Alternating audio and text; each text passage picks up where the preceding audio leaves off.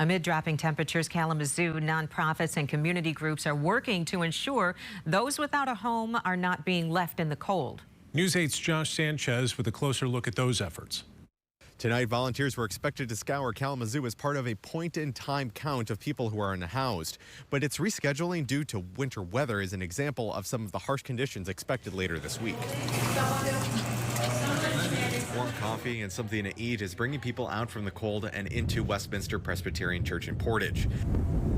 It's the congregation's third season working with community partners to serve as a warming center on Tuesdays and Thursdays until March. That consistency, the temperature doesn't make any difference. Co-pastor Jerry Duggan says means volunteers are ready for colder weather that's forecasted. But we do get more people coming on bad weather days.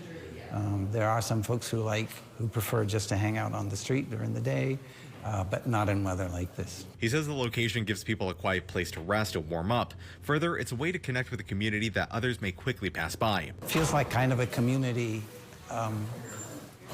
with those who are out on the streets, and we get a better sense of what their struggles are, able to feed our sense of compassion and our determination to keep doing stuff like this. The pool of around 20 people is part of an overflow at another warming center. Ministry with Community on Edward Street. A Metro van contracted out to church volunteers shuttles people as a crowd waits to get in. We started approximately over 40 years. Executive Director Sydney Ellis says around 200 people have been helped in the last couple of days, with more expected during the weekend. Traditionally open during the day, the center is doing overnight emergency sheltering this winter for the first time ever. With a packed building, Ellis says groups around the city and county are doing what they can to serve those in need. So whether there's enough or not, I can't really say, but at the same time, I know that people are answering the call for this need.